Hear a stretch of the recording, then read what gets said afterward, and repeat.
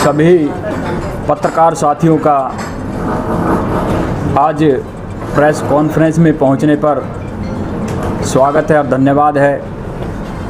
और आप हमेशा बहुजन समाज पार्टी को अपने चैनल और अखबार पर जगह देने का काम करते हैं, उसके लिए भी हम आपका बहुत बहुत धन्यवाद करते हैं। परम आदरणीय बहन कुमारी मायावती जी के आदेश पर पृथला विधानसभा से माननीय सुरेंद्र वशिष्ठ जी को उम्मीदवार बनाया है, जिसकी विधिवत रूप से आज फरीदाबाद के अंतर्गत घोषणा की जाती है।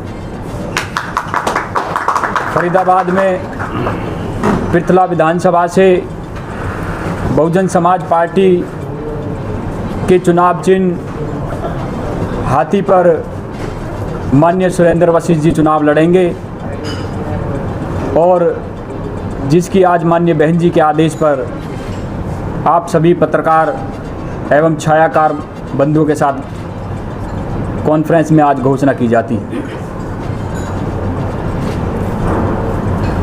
हरियाणा प्रदेश के अंतर्गत बसपा इनेलो का जो गठबंधन हुआ है,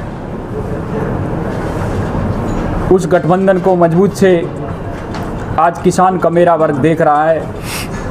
हरियाणा में बदलाव की लहर है और हरियाणा में इस बार बहुजन समाज पार्टी और इंडियन नेशनल लोकदल अपनी सरकार बनाएगी। आज बस इसी बात पर आप सभी का धन्यवाद करते हुए आप लोग यहाँ पर पहुँचे हैं, आपका विशेष रूप से धन्यवाद। इनके साथ ही यहाँ पहुँचे हैं और हरियाणा प्रदेश के अंतर्गत मजबूती से आज हरियाणा में आगे बढ़ रहा है और आज विधिवत रूप से ये आज बहुजन समाज पार्टी कैंडिडेट की घोषणा थी, जो माननीय बहन जी के आदेश पर और माननीय प्रभारी साहब के आदेश पर यहाँ होनी है। पिछली बार आप चुनाव इंडिपेंडेंट बसपा के, इस बार ज्वाइंट में कितना फर्क, गठबंधन से कितना फर्क रहेगा वोट में? देखो, पिछली बार बहुजन समाज पार्टी इससे पहले भी अकेले अपने दम पर ये सीट जीती है और गठबंधन के बावजूद ये जस्ट डबल हो जाती है। और आप ये प्रमाणित गठबंधन है। ये पहले भी एक बार ये गठबंधन लोकसभा के चुनाव में 1998 में हुआ था, तो 10 में से 5 लोकसभा सीट जीतने का काम किया था। 5 लोकसभा सीट जीतने का मतलब आधा हरियाणा फतेह, यानी कि लगभग 45 विधानसभा। तो ये गठबंधन बहुत मजबूत है अपने आप में और पृथला विधानसभा एक मार्जिन से जीतने वाली सीट बन गई है, सबसे हॉट सीट है। और हरियाणा में गठबंधन सरकार बनाएगा। आप लोगों को पता है दूसरी पार्टियां बार बार अपने प्रत्याशी बदलेंगी, देखना इस गठबंधन से इतनी घबराहट है। आपके माध्यम से एक मैं कहना चाहूँगा, गठबंधन की बड़ी भूमिका बचा रही है और बड़ा गठबंधन अलग हो गया, इस बार ऐसा तो नहीं होगा। गठबंधन बिल्कुल मजबूती के साथ हरियाणा प्रदेश में गठबंधन चुनाव लड़ेगा और माननीय बहन जी ने और माननीय अभय सिंह चौटाला जी ने उसका निर्णायक फैसला लिया है, जिस पर बहुजन समाज पार्टी 37 सीट पर और इंडियन नेशनल लोकदल 53 सीट पर चुनाव हरियाणा के अंतर्गत लड़ेंगी। और हरियाणा के अंतर्गत आने वाले जो गठबंधन के सीएम होंगे वो माननीय अभय सिंह चौटाला जी होंगे।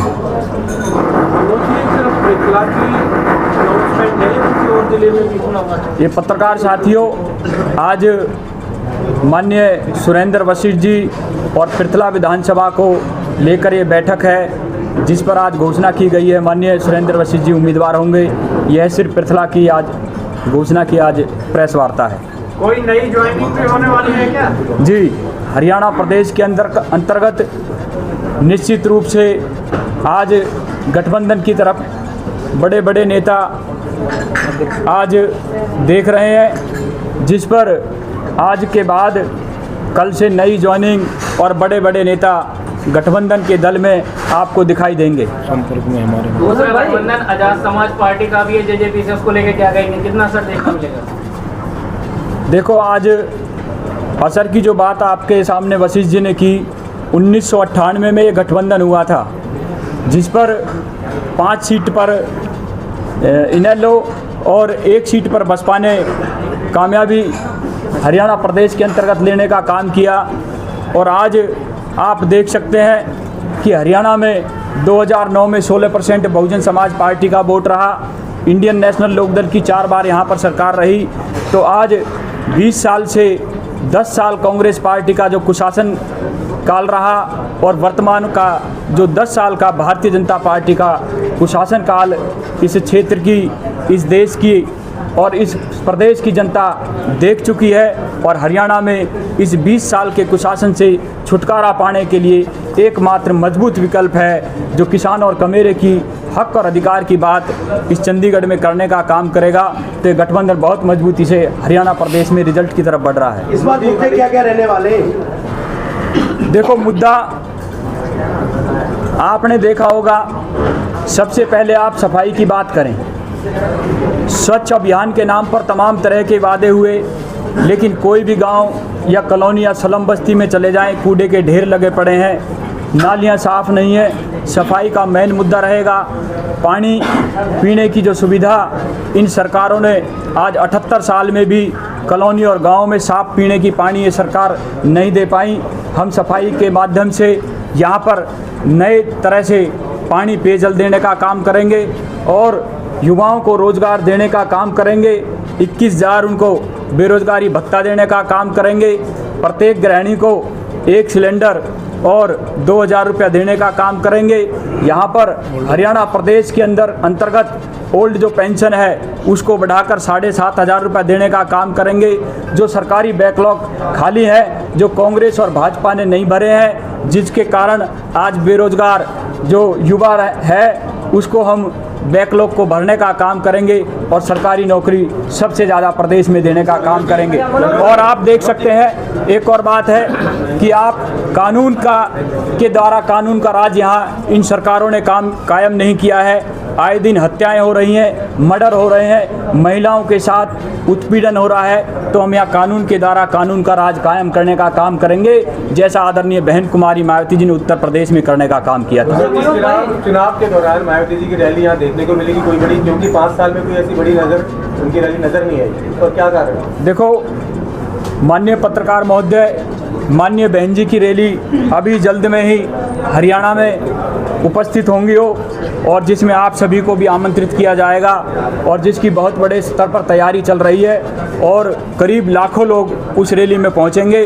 उसके बाद उनकी और 2 या 4 रैलियां और माननीय बहन जी की होंगी, जिस पर हरियाणा प्रदेश के अंतर्गत माननीय आकाश आनंद जी नेशनल कोऑर्डिनेटर खुद इस प्रदेश को देख रहे हैं, जिस पर वह गांव-गांव और शहर पर और विधानसभा पर जाकर भी वह वहां पर कार्यक्रम लगाने का काम करेंगे। क्या कारण रहा कि 5 साल क्यों नहीं नजर आए मैदान में? 5 साल बहुजन समाज पार्टी का संगठन, बहुजन समाज पार्टी के कार्यकर्ता और बहुजन समाज पार्टी के नेशनल लीडर तमाम गांव और शहर और कॉलोनियों में पूरी तरह से नज़र आए।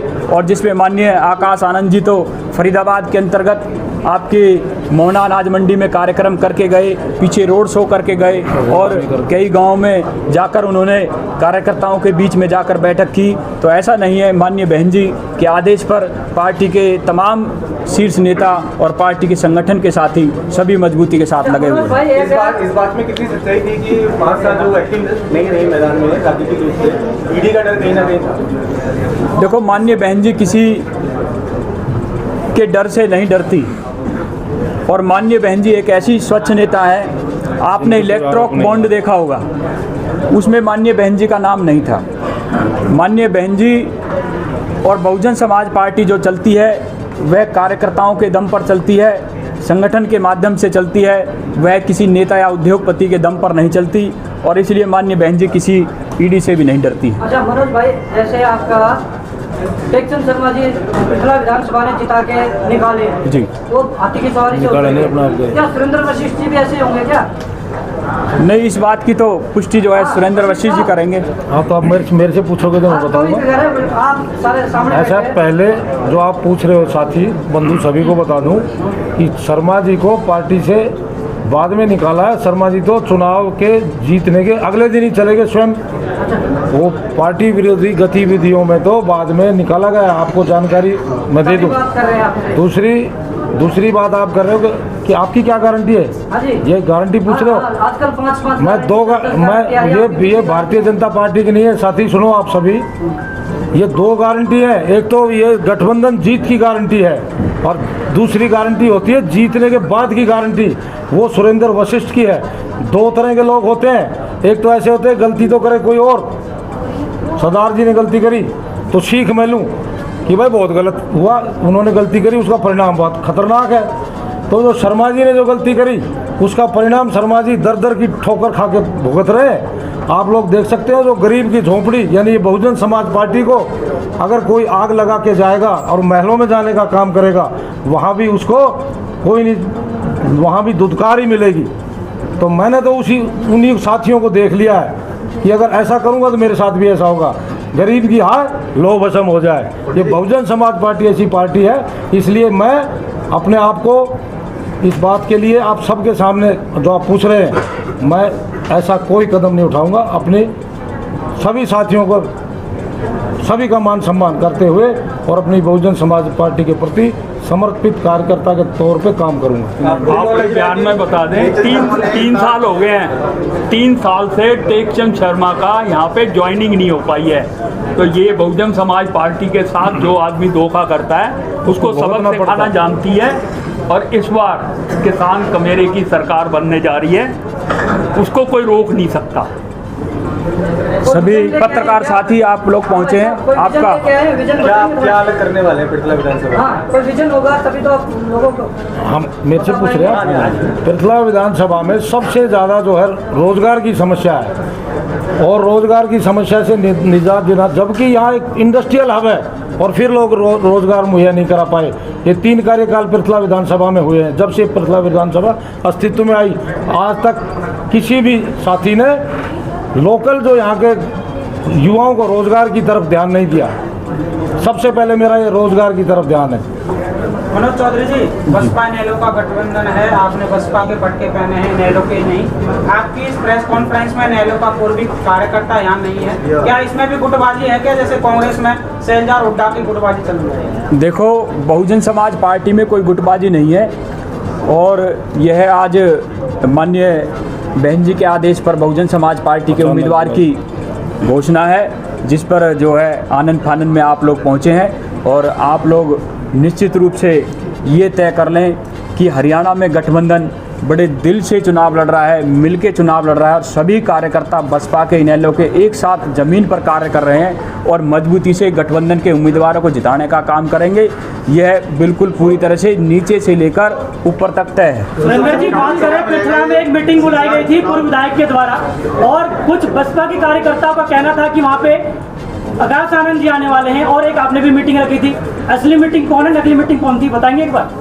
देखो, उन्होंने जो मीटिंग बुलाई जैसा आप कह रहे हो ये था, मेरे को भी बहुत कार्यकर्ताओं ने बताया, लेकिन वो लोग गलती से किसी को कोई झूठ बोल के, आप कितने दिन झूठ बोल के काम कर पाओगे? वो लोग गए 10-20 मिनट रुके, वापस अपने जहाँ संगठन ने मीटिंग रखी हुई थी वो लोग वहाँ पहुँच गए। आपके कार्यालय पे भी कुछ लोग आए थे? हाँ, 100-150 लोग ऐसे थे जो कार्यालय पे आके उन्होंने बताया, तो हमने उनको मैं ठीक है कोई बात नहीं, कोई साथी आपको बरगला रहा है तो कितने समय बरगलाएगा? मनोज चौधरी जी, दूध का दूध पानी का पानी हो गया। सुरेंद्र जी, लगातार अपना उम्मीदवार उतारेंगे, कितनी सीटें बसपा को मिली फरीदाबाद जिले में? देखो, इसमें तो ये माननीय बहन जी और इनेलो के शीर्ष नेताओं का फैसला है। जिस सीट पर फैसले होते जा रहे हैं, इनेलो के सिंबल पर प्रत्याशी मजबूत रहेगा, उस पर इनेलो का चश्मे के सिंबल पर चुनाव लड़ाया जाएगा। और जिस सीट पर बहुजन समाज पार्टी हाथी का सिंबल मजबूत रहेगा, उस पर बहुजन समाज पार्टी का उम्मीदवार लड़ा जाएगा। उसमें कोई डिस्ट्रीब्यूट, फरीदाबाद में 6 सीटें हैं और 6 सीट में हम मिलकर गठबंधन के साथ 6 की सीटें लड़ने का काम। बसपा के लिए सारी सीटें मजबूत हैं। आप ये देख सकते हैं कि मनोज चौधरी, हरियाणा उपाध्यक्ष बहुजन समाज पार्टी। कॉन्फ्रेंस की गई है, क्या कारण? देखो, आज कॉन्फ्रेंस का कारण माननीय बहन कुमारी मायावती जी के आदेश पर पृथला विधानसभा पर माननीय सुरेंद्र वशिष्ठ जी को उम्मीदवार बनाया गया है, जिसकी आज विधिवत रूप से फरीदाबाद के अंतर्गत प्रेस के वार्ता के माध्यम से, आप लोगों की चर्चा के माध्यम से यहाँ पर घोषणा की गई है। हरियाणा में कितने उम्मीदवारों की घोषणा की गई है और अगर बात करें पृथला की तो क्या क्या एजेंडे रहने वाले हैं आपके? हरियाणा के अंतर्गत बहुजन समाज पार्टी 4 सीटें पहले डिक्लेयर कर चुकी है, जिस पर मजबूती से पीछे चुनाव रहा और मात्र थोड़ी सी वोट से उम्मीदवार हारे और माननीय बहन जी ने उनको दोबारा मौका दिया है, तो निश्चित रूप से वो चंडीगढ़ पहुंचेंगे। और आज 5वीं सीट फरीदाबाद में माननीय सुरेंद्र वशिष्ठ जी को बहन कुमारी मायावती जी का आशीर्वाद माननीय प्रभारी जी का मिला है, तो निश्चित रूप से फरीदाबाद की जो पृथला विधानसभा है बहुजन समाज पार्टी पहले भी जीती है और निश्चित रूप से 2024 में भी इस सीट को जीतने का काम करेगी। गठबंधन के साथ पूरे हरियाणा में कितनी सीटों पर चुनाव लड़ेगी आपकी मदद? बहुजन समाज पार्टी 37 सीटों पर चुनाव लड़ेगी और 53 सीटों पर इंडियन नेशनल लोकदल चुनाव लड़ेगा। 90 की 90 सीटों को दोनों गठबंधन के शीर्ष नेता और उम्मीदवार मिलकर चुनाव लड़ेंगे। क्या इस विषय पर भी चर्चा होगी? मुख्यमंत्री का चेहरा कौन रहेगा? मुख्यमंत्री का चेहरा माननीय बहन जी और अभय सिंह चौटाला जी और प्रदेश के संगठन के सभी साथियों ने चर्चा की और माननीय अभय सिंह चौटाला जी को हरियाणा प्रदेश का भावी मुख्यमंत्री घोषित किया है। अगर हमारा यहाँ पर गठबंधन जीतता है तो बहुजन समाज पार्टी और इंडियन नेशनल लोकदल की तरफ से अभय सिंह चौटाला जी मुख्यमंत्री होंगे।